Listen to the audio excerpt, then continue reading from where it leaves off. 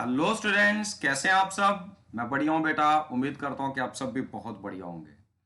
तो बेटा, आज की क्लास में हम एक बहुत इंपॉर्टेंट टॉपिक फ्लूइड्स में से डिस्कस करने जा रहे हैं, दैट इज सरफेस टेंशन। इससे पहले कि मैं सरफेस टेंशन स्टार्ट करूं, कुछ बेसिक्स हम दोबारा मतलब कुछ बेसिक्स हम यहाँ पे डिस्कस करेंगे। सबसे पहला, ये जो आपके नोट्स में यहाँ पे गिवन है, इंटरमॉलिक्यूलर फोर्सेस, नाम से क्लियर है, कॉमन सेंस की बात है। The force of attraction between molecules of a substance is called as intermolecular forces. दो मॉलिक्यूल्स के बीच की फोर्स को क्या बोलेंगे? Intermolecular force, right.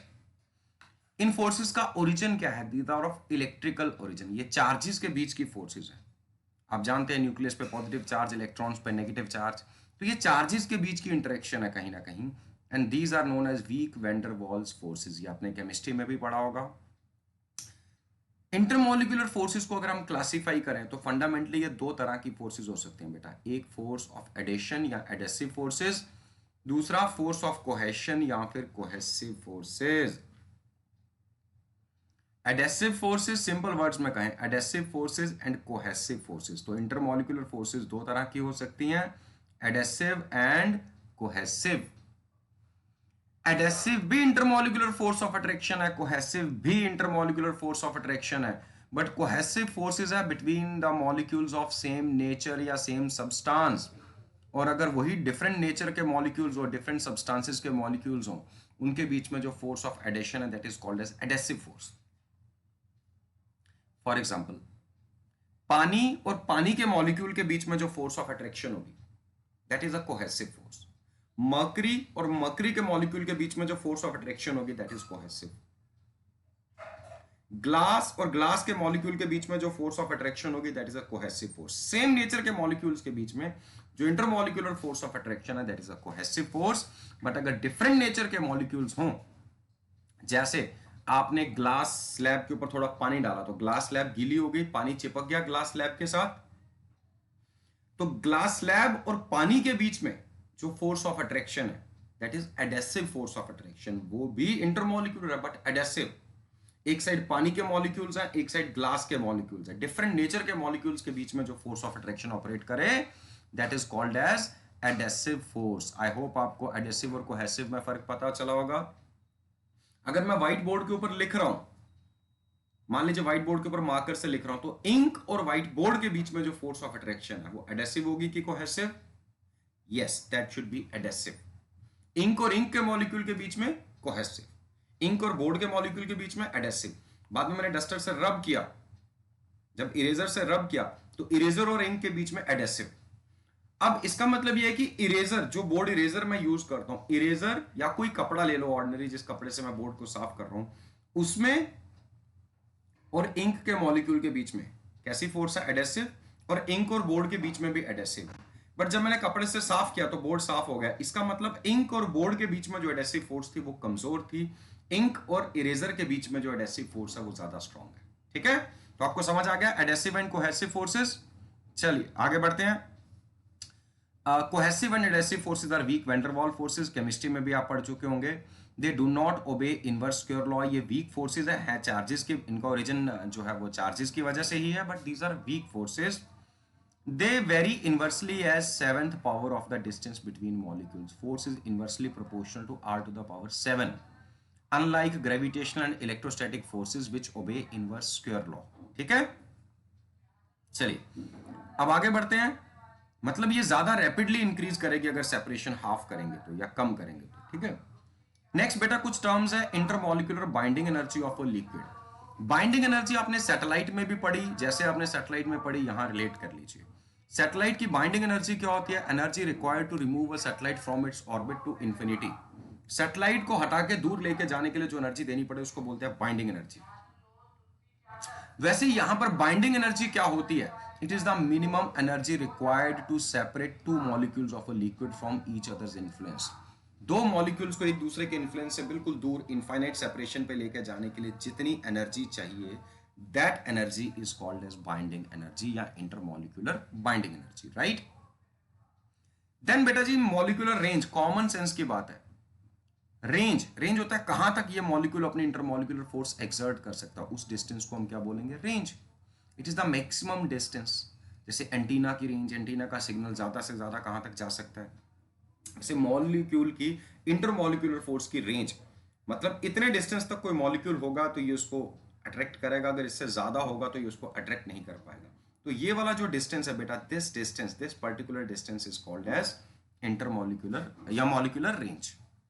रेंज जहां तक एक मॉलिक्यूल अपनी intermolecular force of attraction exert कर सकता है। नेक्स्ट बेटा जी, स्फीयर ऑफ इन्फ्लुएंस। मान लीजिए ये एक मॉलिक्यूल है, ये जो मैं राइट साइड में नीचे ड्रॉ कर रहा हूँ, इसकी ये मॉलिक्यूलर रेंज है और अब चारों तरफ इतने ही डिस्टेंस पे इधर, इतने ही डिस्टेंस पे इधर, इतने ही डिस्टेंस पे इधर अगर कोई मॉलिक्यूल होगा तो उसको अपनी ओर अट्रैक्ट कर पाएगा। तो ये इसका स्फीयर ऑफ इन्फ्लुएंस है, इस मॉलिक्यूल को सेंटर पर रखते हुए और मॉलिक्यूलर रेंज को रेडियस बनाते हुए अगर आप एक इमेजिनरी स्फीयर ड्रॉ करें, that is called as sphere of influence. Next is surface film. Surface film होती है बेटा top most layer of the liquid at rest. ऊपर वाली लेयर को हम बोलते हैं सरफेस फिल्म। अब सवाल है कि ऊपर वाली लेयर जो लेनी है, क्या वो सिंगल मॉलिक्यूल थिक लें, 2 मॉलिक्यूल थिक लें या 3 मॉलिक्यूल, कितनी? तो इसका आंसर है जितनी मॉलिक्यूलर रेंज है मॉलिक्यूल की, इतनी थिकनेस की अगर आप फिल्म दे लेंगे, that is called as surface film, right. Next बच्चों, सरफेस टेंशन, जो मेन प्रॉपर्टी आज हमें पढ़नी है, दैट इज सरफेस टेंशन। क्या होती है surface tension? It is the property of a liquid bye virtue of which it's free surface acts like a stretched membrane. It behaves like a stretched membrane and tends to minimize its surface area. Her liquid की property है उसकी surface tension. क्या property है ये surface tension? हर liquid की tendency है कि वो अपने फ्री सरफेस के एरिया को कम से कम करे। For that it behaves like a stretch membrane. जैसे कि रबर बलून स्ट्रेच्ड मेम्ब्रेन है ना, अगर आपने उसको इन्फ्लेट किया, दैट्स अ स्ट्रेच्ड मेम्ब्रेन, तो उसकी टेंडेंसी क्या होती है अपना एरिया कम करने की। अगर उसको कहीं से भी ओपनिंग मिल जाए जहां से हवा लीक हो सके, वो अपना एरिया कम कर सके, तो कम करने की कोशिश करता है। ठीक वैसे ही किसी भी लिक्विड का फ्री सरफेस जो है, that also behave like a stretched membrane and that also tends to minimize its surface area. That property is called as surface tension.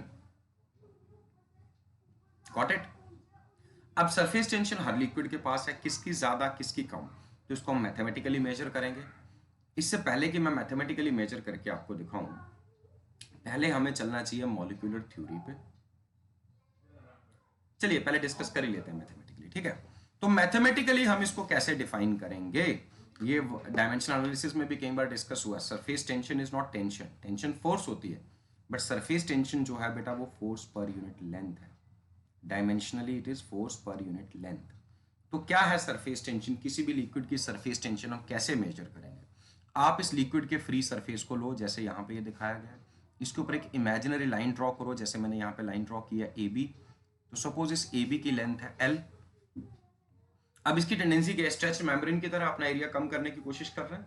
तो इस लाइन के ऊपर जितने मॉलिक्यूल्स होंगे उनको इधर के मॉलिक्यूल्स भी अट्रैक्ट करेंगे और इधर के मॉलिक्यूल्स भी अपनी ओर अट्रैक्ट करेंगे, ताकि इसका एरिया कम से कम हो सके। सपोज इस लाइन के परपेंडिकुलर डायरेक्शन में जितनी टोटल फोर्स एक्ट कर रही है, that is F. This is force of surface tension.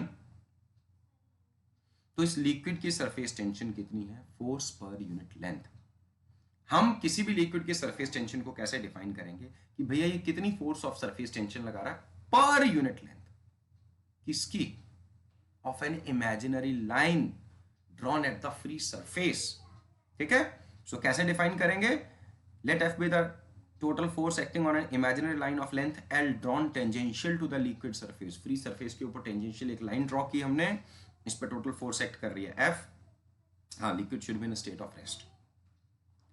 Then इसकी जो सरफेस टेंशन, इसको हम एस से डिनोट करते हैं, वो क्या होगी? Force per unit length. As the result इसकी एसआई यूनिट जो है वो तो न्यूटन पर मीटर होगी, बट सीजीएस यूनिट क्या होगी? डाइन पर सेंटीमीटर। बाकी डायमेंशनल फॉर्मूला आपको खुद ही समझ आ जाएगा। It's a scalar quantity, it does not have any particular direction. Scalar surface tension is a scalar quantity, right. तो आपको समझ आया सरफेस टेंशन क्या है। अब आप कहोगे सर अभी तक मैंने डिमॉन्स्ट्रेट नहीं किया, कुछ फिनोमिना, इसकी एग्जांपल्स नहीं दी, लेकिन बार बार ये कहा it's a property of a liquid by virtue of its free surface act like a stretched membrane and tends to minimize its surface area. एक फोर्स एक्ट करती है, अभी मैंने कह दिया, इसी के बेसिस पे मैंने इमेजिनरी लाइन ड्रॉ करवाई। मैंने कहा टोटल फोर्स अगर F है, फोर्स पर यूनिट लेंथ जो होगी वो सरफेस टेंशन होगी। और अगर आपको कभी सरफेस टेंशन गिवन है और आपको टोटल फोर्स डिटरमिन करने को कहा जाए तो टोटल फोर्स क्या हो जानी चाहिए, सरफेस टेंशन इनटू लेंथ। आपको सरफेस टेंशन की वैल्यू पता हो, लेंथ पता हो, तो आप टोटल फोर्स खुद ही बता पाएंगे। ठीक है, अब मैं इसकी इलस्ट्रेशंस पे आता हूँ, कुछ एग्जांपल्स देता हूँ आपको, जहां से आपको प्रूव होगा कि हाँ भाई सचमुच में लिक्विड के फ्री सरफेस स्ट्रेच मेम्ब्रेन की तरह एक्ट करते हैं, वो अपना एरिया मिनिमाइज करने की कोशिश करते हैं। सबसे पहली एग्जांपल बेटा, कोई भी ड्रॉप ले, whether it's a rain drop और some other drop, these drops are always spherical in shape. किसी भी ड्रॉप की शेप की अगर हम बात करें वो सफेरिकल होता है। थोड़ा बड़ा ड्रॉप होगा तो शेप थोड़ी सी बिगड़ सकती है, जितना छोटा ड्रॉप होगा इतना सफेरिकल होगा। छोटे ड्रॉपलेट्स बिल्कुल परफेक्टली सफेरिकल होते हैं, बड़ों में ठीक है वेट थोड़ा ओवर पावर करता है तो शेप थोड़ी सी ओवल हो सकती है, लेकिन all drops are spherical in shape. This is a demonstration of surface tension because drops जो हैं बेटा जी,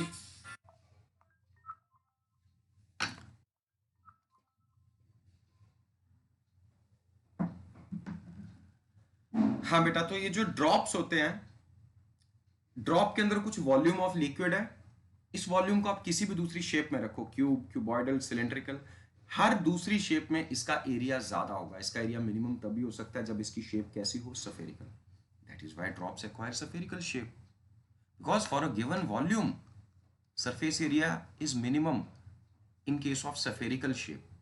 तो इसे समझ आ गया इसकी टेंडेंसी क्या है, अपना एरिया कम से कम करने की। इसी प्रॉपर्टी को हम क्या बोलते हैं, सरफेस टेंशन। दूसरा बेटा जी, when a mercury splitted on a clean glass plate, तो मर्करी को अगर मैं किसी क्लीन ग्लास प्लेट के ऊपर रखूं तो इस तरह के ग्लोब्यूल बनाता, आप इसको तोड़ने की भी कोशिश करोगे तो और छोटे छोटे ग्लोब्यूल बना देगा। मतलब ये अपना एरिया, फिर से ऑलमोस्ट स्फेरिकल शेप के ग्लोब्यूल्स होंगे, अपना एरिया कम से कम करने की कोशिश करेंगे। This property is surface tension. इसके सिवा एक सिंपल एग्जांपल और देने जा रहा हूं। मान लीजिए आपके पास एक ग्लास टम्बलर है, पानी का ग्लास, इसकी जितनी कैपेसिटी है, इसकी कैपेसिटी मान लो लेट अस से इसकी कैपेसिटी है 300 ml, लेकिन आप इसमें 300 ml से ज़्यादा पानी डाल सकते हैं। जैसे 300 ml डालोगे तो इसका मेनिस्कस ऐसा हो जाएगा जैसा मैंने ये डायग्राम में दिखाया, फ्लैट हो जाएगा टॉप सरफेस।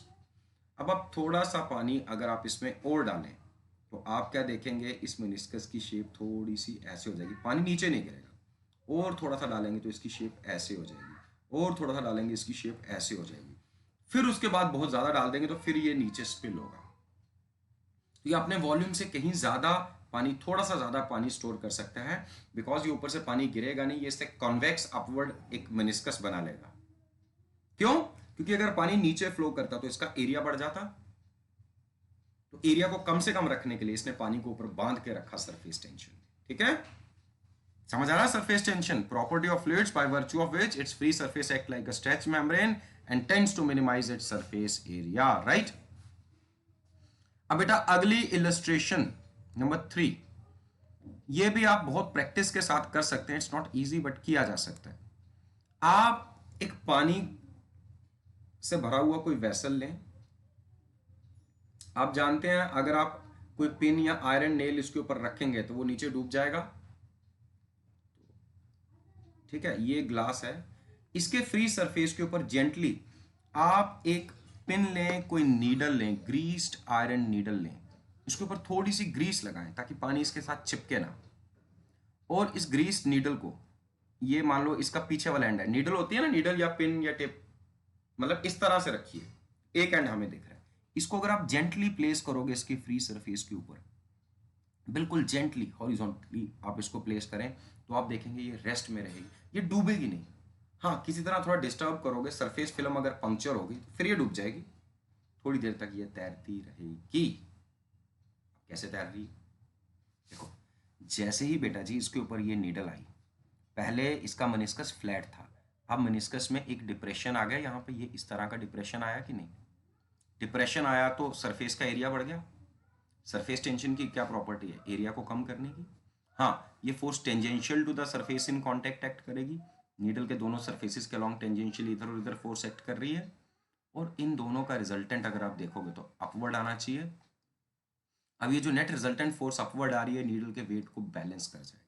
तो सरफेस टेंशन की फोर्स जो कि इस नीडल के टेंजेंशियली इधर और इधर एक्ट कर रही थी, इसने जैसी नीडल इमर्स की, ये थोड़ी सी डूबी होगी पानी में, इसने एरिया बढ़ाया होगा, मेनिस्कस की शेप बदल दी।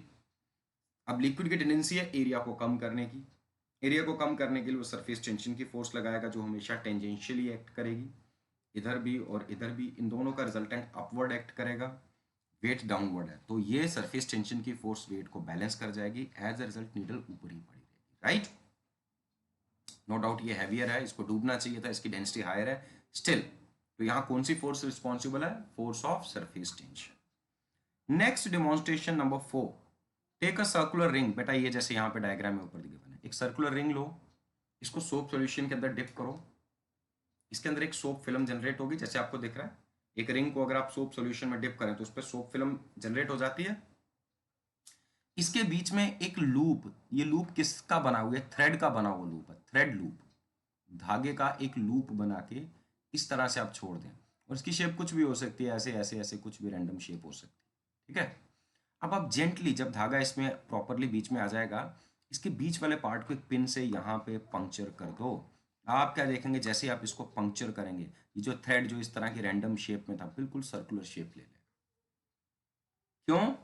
क्योंकि पहले तो बीच में भी सरफेस फिल्म थी, अब वो फिल्म गायब होगी, अब ये लिक्विड की लेयर है।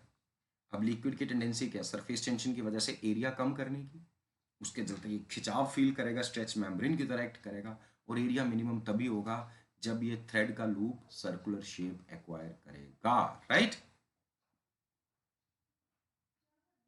ठीक है, समझ आ गई ये बात आपको बेटा?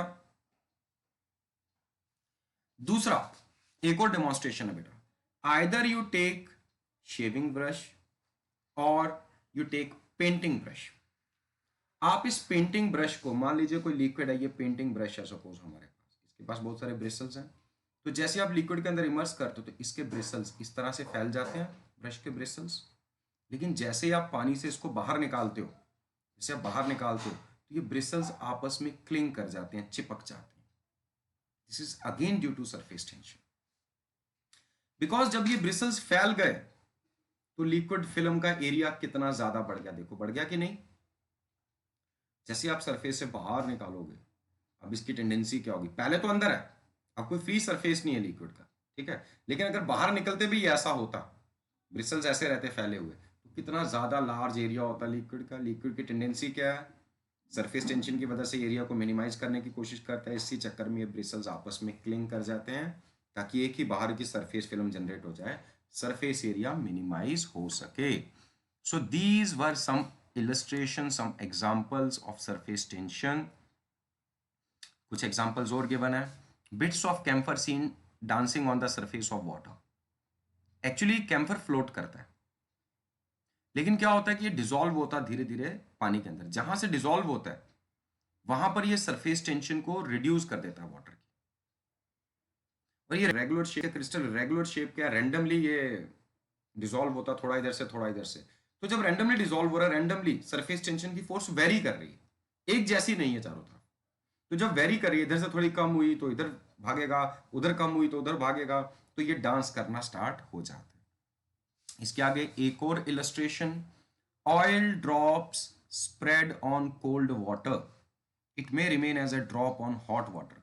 तो ऑयल ड्रॉप्स जो हैं वो कोल्ड वाटर पे स्प्रेड कर जाते हैं, ऑयल ड्रॉप फैल जाएगा, फैल जाएगा, जाएगा, जाएगा, जाएगा, जाएगा,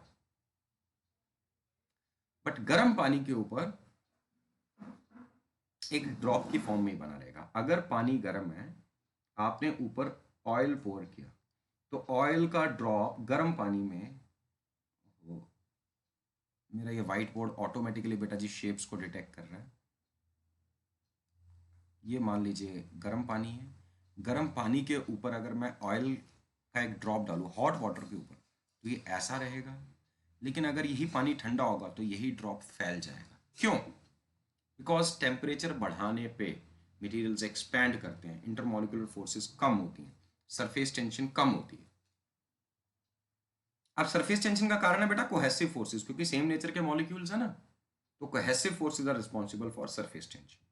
टेम्परेचर बढ़ाते हो तो सरफेस टेंशन कम हो जाती है, क्योंकि टेम्परेचर बढ़ाने के लिए आप हीट दे रहे हैं, आप एनर्जी दे रहे हैं, मॉलिक्यूल एक दूसरे से दूर जा रहे हैं, तो फोर्स ऑफ सरफेस टेंशन कम हो जाती है। जब पानी ठंडा है,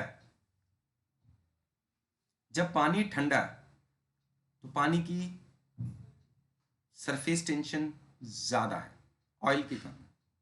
पानी की सरफेस टेंशन ज्यादा है, गर्म करोगे तो कम हो जाएगी। पानी की ज्यादा है तो ऑयल की कम है। अब जिसकी सरफेस टेंशन कम है वो फैलेगा, जिसकी ज्यादा होगी वो कंसंट्रेट हो जाएगा। उसकी टेंडेंसी है एरिया कम करने की, ठीक है।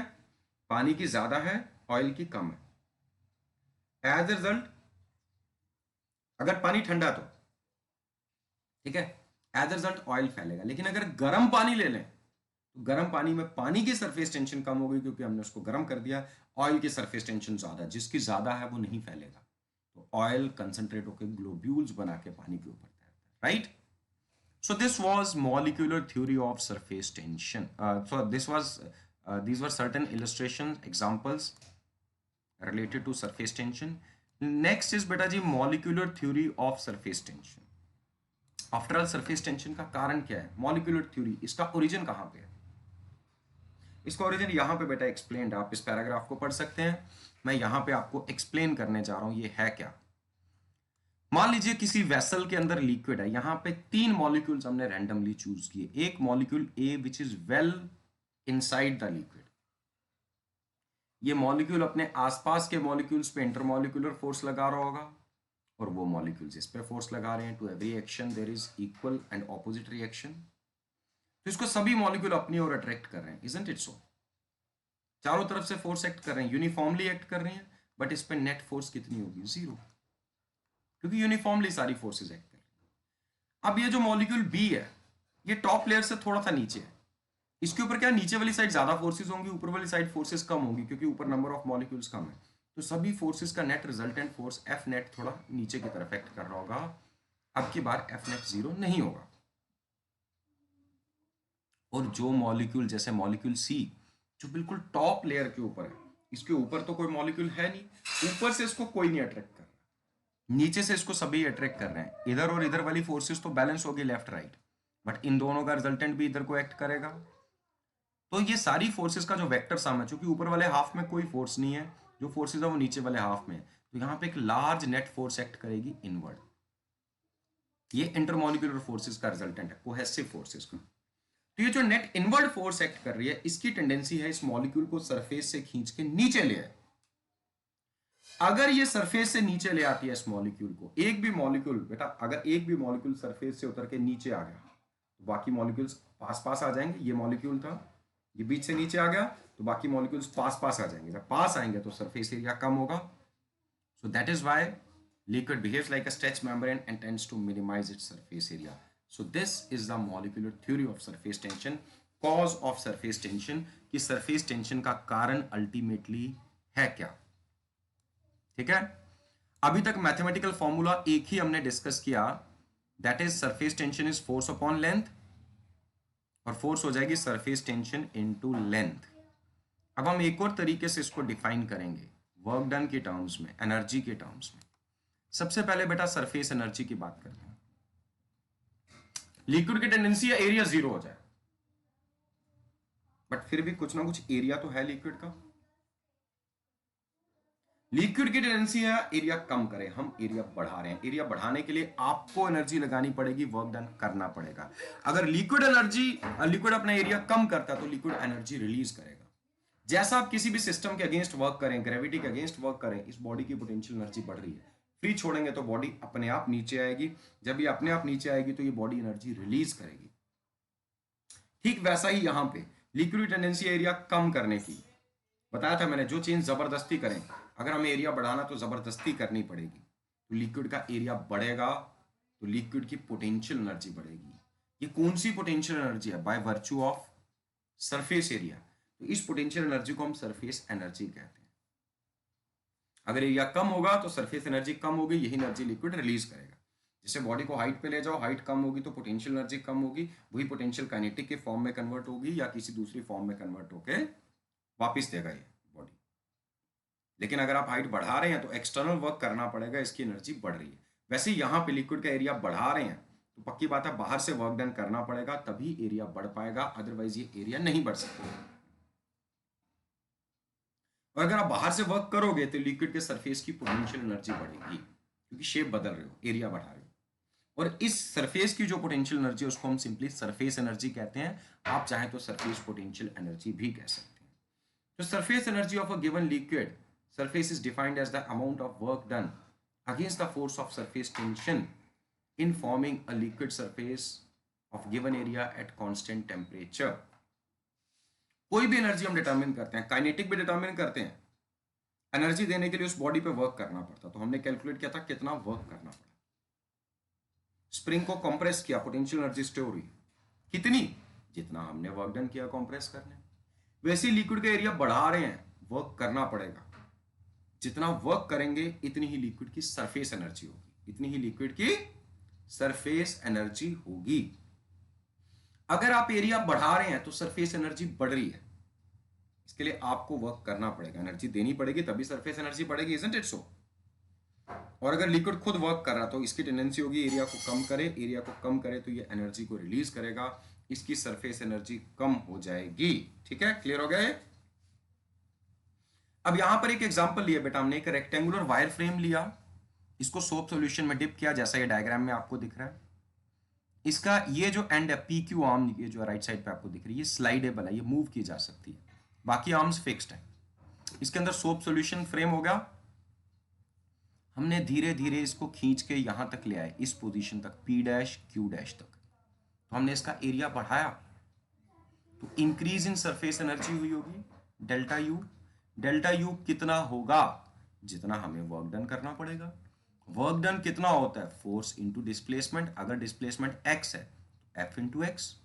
फोर्स कितनी होगी? फोर्स कौन सी है भाई? सरफेस टेंशन की टेंडेंसी एरिया कम करे, हमारी टेंडेंसी एरिया बढ़ाए, तो सरफेस टेंशन की फोर्स ही है ना, हमने उसी फोर्स को बैलेंस करना है। तो ये फोर्स कितनी होगी?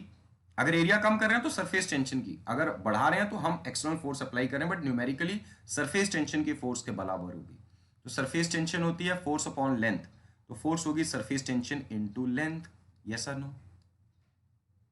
बट ये सो फिल्म है, इसके दो सरफेसेस हैं, तो दोनों सरफेसेस पे सरफेस टेंशन एक्ट करेगी। या एस एल एक्स को डबल कर लो, या S into twice L into x, क्योंकि एस क्या है? Force upon length. ये लेंथ कितनी है? एल, ये लेंथ एल है, दिस लेंथ इज एल।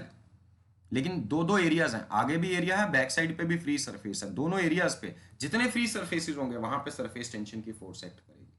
तो टोटल फोर्स एक्ट की S into two L, displacement D X, work done हो गया S into two L X. Work done कितना हो गया? S into two L X. और यही वर्क डन क्या होगा? Change in potential energy. So always remember, change in potential energy is equal to work done, that is S into twice Lx. इतना work done किया और इतनी इसकी potential energy बढ़ गई, राइट? अब चेंज इन एरिया डिटरमिन करो जरा। ये लेंथ L है, ये ब्रेड्थ X है, तो ये जो change in area L into x होगा। लेकिन दो फ्री सरफेसेस है, सामने भी L इंटू एक्स चेंज हुआ और पीछे वाली साइड भी L इंटू एक्स, तो overall free surface of the liquid increases by an amount 2 into L x. ये ऊपर गिवन है, delta A is 2 into L x, तो क्या हम इसको लिख सकते हैं S into delta A? Yes और no? So delta U is equal to work done change in potential energy is equal to work done that is equal to surface tension into change in area. ये दूसरा important mathematical formula है। यहां से अगर surface tension की value निकालें तो surface tension का फॉर्मूला आपके पास क्या आ जाएगा? या तो आप इसको work done upon change in area करो, या आप इसको change in potential energy delta U upon delta A, और कई बार यहां पे एनर्जी को ई से भी डिनोट किया जाता है, तो आप ई से भी डिनोट कर सकते हैं। वर्क डन और change in potential energy same है। वर्क डन अपॉन एरिया करोगे या change in potential energy upon change in area, that is surface tension of the liquid. ठीक है? और अगर आपको वर्क डन कैलकुलेट करना हो तो surface tension into change in area, this is a very very important formula. तो surface tension में दो ही मैथमेटिकल फॉर्मूले हमने पढ़े हैं, एक force is surface tension into length, पहला फॉर्मूला क्या था? F is equal to S into L, और दूसरा आ गया work done is equal to S into change in area. अच्छा, अगर मैं डेल्टा ए को 1 पुट करूं यहां पे, तो सरफेस टेंशन वर्क डन के इक्वल आई? यस और नो? अगर इसी फॉर्मूले में मैं यहां पे डेल्टा ए की वैल्यू को 1 पुट कर दूं, 1, चेंज इन एरिया 1 यूनिट है, तो surface tension numerically equal to work done हो गई। तो हम इसको ऐसा भी कह सकते हैं, आप सरफेस टेंशन को एक अलग तरीके से डिफाइन कर सकते हैं। Surface tension of a liquid is numerically equal to the surface energy per unit area, या work done in increasing a area by 1 unit. Area को 1 यूनिट बढ़ाने के लिए जितना वर्क डन करना पड़े उतनी न्यूमेरिकली क्या होगी, सरफेस टेंशन। सो ये नीचे यहाँ डिफाइंड है, surface tension may be defined as the amount of work done in increasing the area of liquid surface by unity against the force of surface tension at a constant temperature. तो याद रहेगा, फिर से लिख रहा हूं, force is surface tension into length, but work done कहो या change in surface potential energy कहो, that is surface tension into change in area, that's it. हाँ, यहां पे work done external work done है। अगर एरिया बढ़ रहा है तो डेल्टा ए पॉजिटिव होगा, वर्क डन पॉजिटिव होगा, मतलब एक्सटर्नल वर्क पॉजिटिव हुआ है। अगर डेल्टा ए नेगेटिव है, एरिया डिक्रीज हुआ है, तो work done negative. Work done negative मतलब हमारा नेगेटिव है तो लिक्विड ने वर्क किया। चेंज इन एनर्जी नेगेटिव है, उसकी एनर्जी कम हुई है, इसका मतलब लिक्विड ने एनर्जी रिलीज की है। एरिया कम होगा तो लिक्विड एनर्जी रिलीज करेगा, एरिया बढ़ेगा तो लिक्विड की एनर्जी बढ़ रही है, हमें एनर्जी देनी पड़ रही है। दोनों ही केसेस में न्यूमेरिकल वैल्यू क्या है, surface tension into change in area, right. इसके बेसिस पे क्वेश्चंस बेटा जी आ सकते हैं, और मैं अभी क्वेश्चन भी आपसे डिस्कस करूंगा किस तरह के क्वेश्चंस आ सकते हैं। उससे पहले छोटी सी चीज है, excess of pressure on the curve surface of a liquid.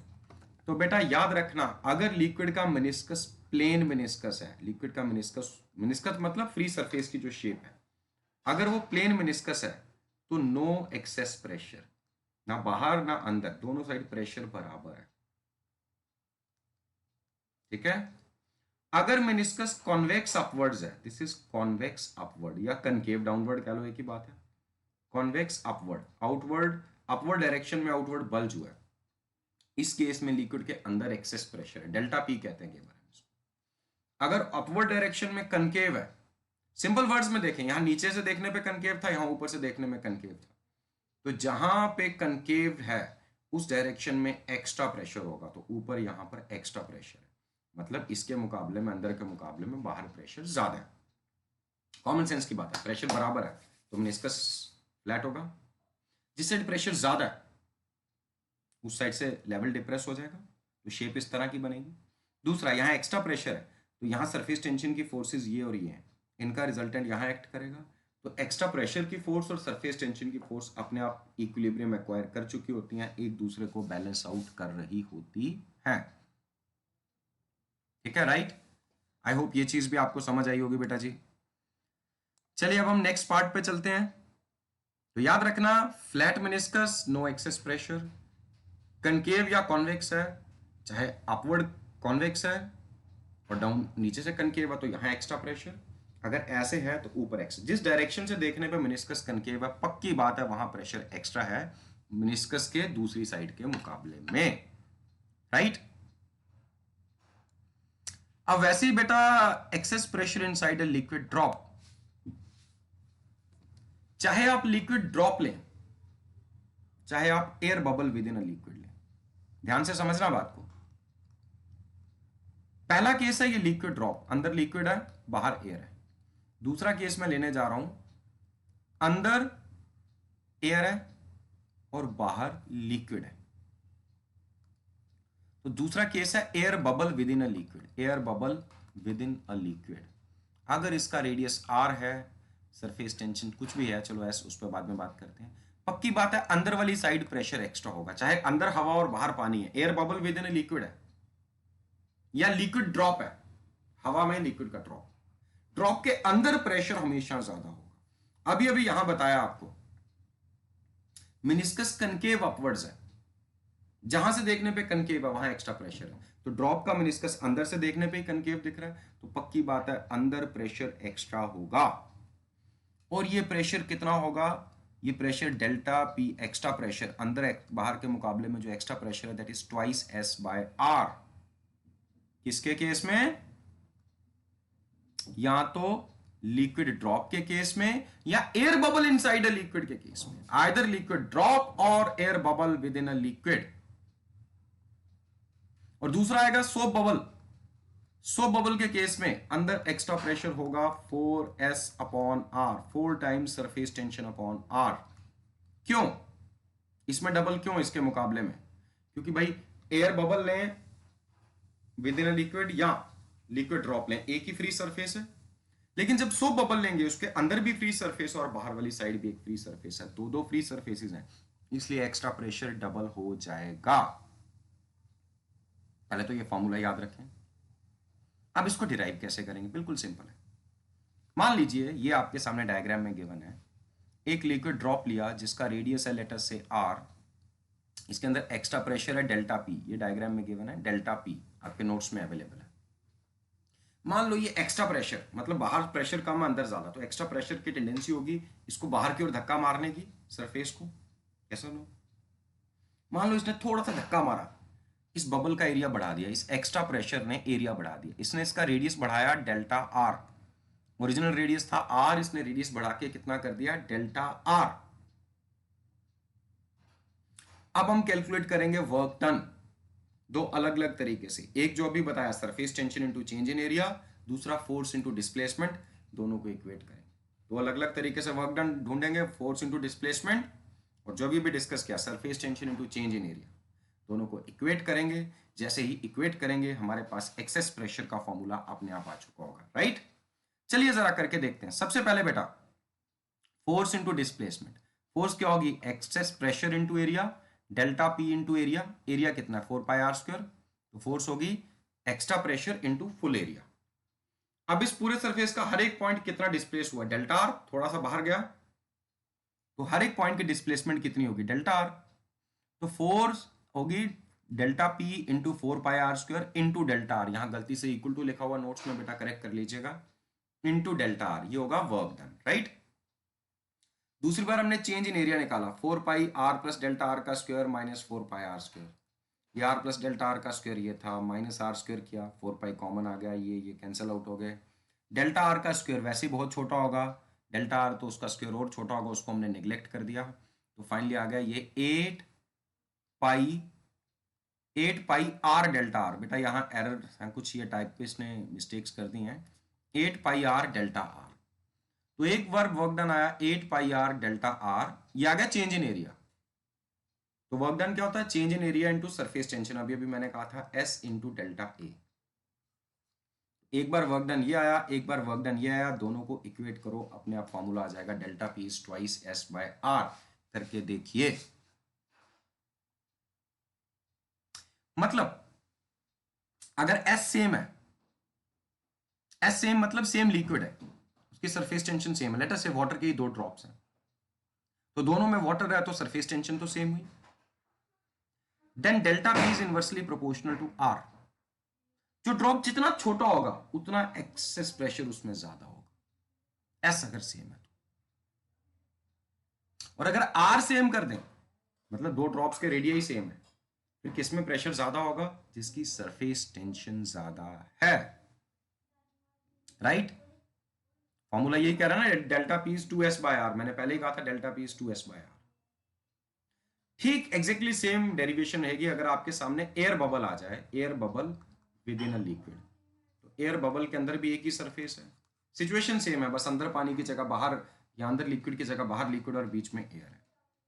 फिर वैसे बेटा आएगा excess pressure inside a soap bubble, क्योंकि दो सरफेसेस हैं एक्स्ट्रा प्रेशर डबल होना चाहिए, तो ये 4s बाय आर हो जाएगा।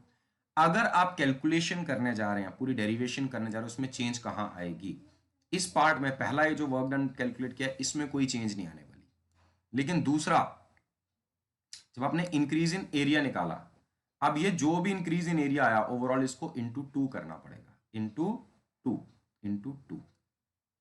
क्योंकि दो दो सरफेसेस है ना, तो यहां आ जाएगा 16 pi R delta R, into S करोगे तो increase in surface potential energy को हो या वर्क डन, और ऑलरेडी एक वर्क डन हमने कैलकुलेट करके रखा था, वो था delta pi into 4 pi R square into delta R, दोनों को इक्वेट करोगे तो एक्सेस प्रेशर अपने आप निकल के आ गया यहाँ पे, that is 4s upon are.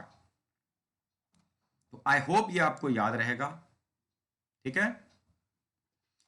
इसी बीच में एक छोटी सी चीज और डिस्कस करूंगा बेटा, कुछ लिक्विड्स होते हैं जो सॉलिड सरफेस को वेट करते हैं, जैसे water, water wets glass surface, पानी ग्लास के सरफेस को वेट करता है, whereas mercury does not wet, mercury does not wet glass surface। तो क्या रीजन है? एक्चुअली वाटर के केस में water water water water cohesive force, water water cohesive force से ज्यादा स्ट्रांग है वाटर ग्लास एडेसिव। वाटर और ग्लास के बीच में एडेसिव फोर्स जो है, अलग अलग नेचर के मॉलिक्यूल्स के बीच में जो एडेसिव फोर्स है, ये ज्यादा स्ट्रांग है as compare to water water cohesive force. इसलिए पानी ग्लास के साथ चिपकने की कोशिश करता है और उसको गीला कर देता है, whereas mercury does not wet the glass surface because इसके केस में क्या है, mercury mercury mercury mercury cohesive force is greater than mercury glass adhesive force। यहां adhesive force कमजोर है, इसलिए mercury ग्लास को गीला नहीं करता। ये बात आपको समझ आई? अब इसी में कुछ चीजें और देख लो। वाटर अगर मैं एक टेस्ट ट्यूब में डालूं तो वाटर के केस में बेटा जी जो मेनिस्कस होता है वाटर का, दैट इज, अगर वाटर को किसी पतली कैपिलरी में मैं डालता हूं, किसी टेस्ट ट्यूब में डालता हूं, तो वाटर का मेनिस्कस होता है कनकेव अपवर्ड्स। कैसा होता है? कनकेव, ऊपर इस तरह से। ये हो गया वाटर। अगर यहीं पे ऐसी ही कैपिलरी में मैं मर्करी डालूं तो मर्करी का मेनिस्कस हो जाता है कॉन्वेक्स अपवर्ड। अब आप समझ सकते हैं, मर्करी ग्लास के साथ चिपकना नहीं चाहता, मर्करी मर्करी के साथ चिपकना चाहता है, इसलिए इसके मेनिस्कस की शेप इस तरह से हो चुकी है, राइट? वाटर चिपकता है ऊपर। अगर फ्लैट ग्लास प्लेट के ऊपर अगर मैं वाटर पोर करूं तो वाटर का मेनिस्कस ऐसा बनता है, लेकिन अगर मर्करी डालूं तो मर्करी इस तरह का ग्लोब्यूल बना लेता है, ठीक है? तो यहां पर एक नई टर्म हमारे सामने आती है, that is angle of contact. ये आपके नोट्स में गिवन है। एंगल ऑफ कांटेक्ट थीटा क्या होता है? Angle of contact is the angle between tangents to liquid and solid surfaces, angle between tangents to liquid and solid surfaces at the point of contact, angle between tangents to liquid and solid surfaces at the point of contact। But ध्यान रखना, जब solid surface की tangent लेनी तो with in the liquid लेनी है, बाहर नहीं लेनी। यहां पर देखो, ये सॉलिड सरफेस की टेंजेंट, ये लिक्विड सरफेस की टेंजेंट, एंगल एक्यूट बना। यहां पर देखो, ये ऐसे और ये इसकी टेंजेंट, एंगल एक्यूट बन रहा है कि नहीं? तो जो लिक्विड वेट करते हैं सॉलिड सरफेस को, उनके केस में theta is less than 90 degree, angle of contact is acute. जो लिक्विड वेट नहीं करते, यहां मर्करी के सरफेस की टेंजेंट, ये सॉलिड सरफेस की टेंजेंट, दोनों के बीच में एंगल ऑब्ट्यूज है। यहां पर करके देखो, ये मर्करी की टेंजेंट, ये solid surface, but solid surface अंदर वाली साइड लेना है, इन दोनों के बीच में एंगल थीटा। तो जो लिक्विड वेट नहीं करता सॉलिड सरफेस को, उसके केस में एंगल ऑफ कांटेक्ट ऑब्ट्यूज होता है। और एक्यूट मतलब कोहेसिव फोर्सेस वीक है, एडेसिव स्ट्रांग है। ऑब्ट्यूज मतलब कोहेसिव स्ट्रांग है, एडेसिव वीक है। Liquid will not wet the solid surface, और इस केस में लिक्विड विल वेट, ठीक है? तो ये चीज आपको समझ आ गई, एंगल ऑफ कांटेक्ट क्या होता है। अब इसके बाद बेटा एक्सरसाइज आपने कंप्लीट करनी है। बहुत सारे क्वेश्चंस ऐसे आएंगे, एक बड़े ड्रॉप को हमने तोड़ दिया n नंबर ऑफ ड्रॉपलेट्स में, n नंबर ऑफ ड्रॉपलेट्स में।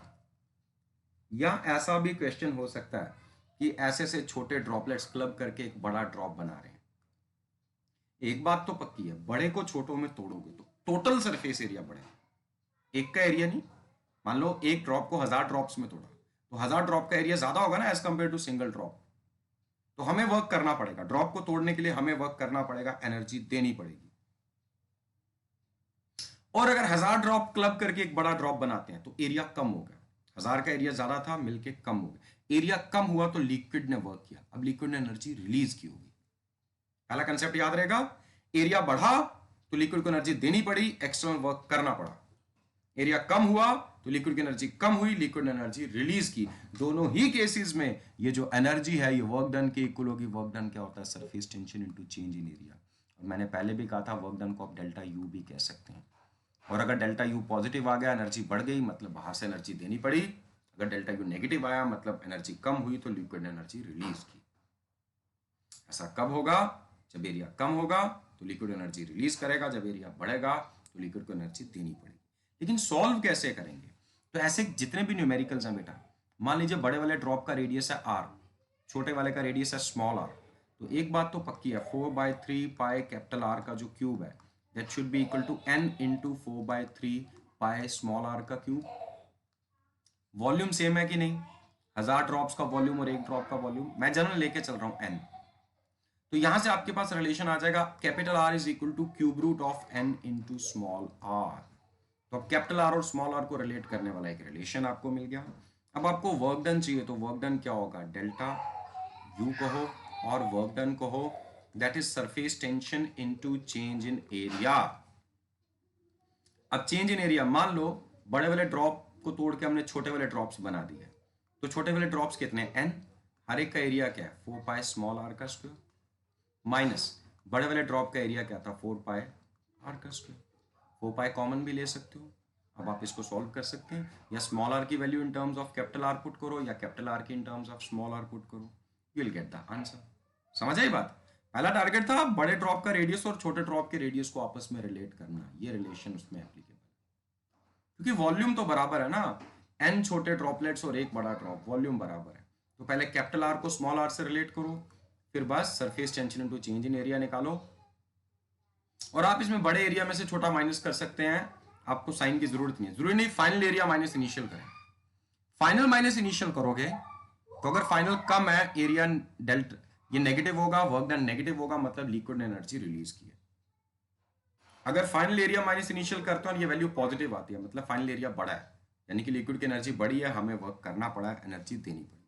अदरवाइज न्यूमेरिकल वैल्यू ले लो, कॉमन सेंस अप्लाई करो, एरिया बढ़ेगा तो भैया एनर्जी देनी पड़ेगी ना, सरफेस टेंशन के अगेंस्ट वर्क किया है।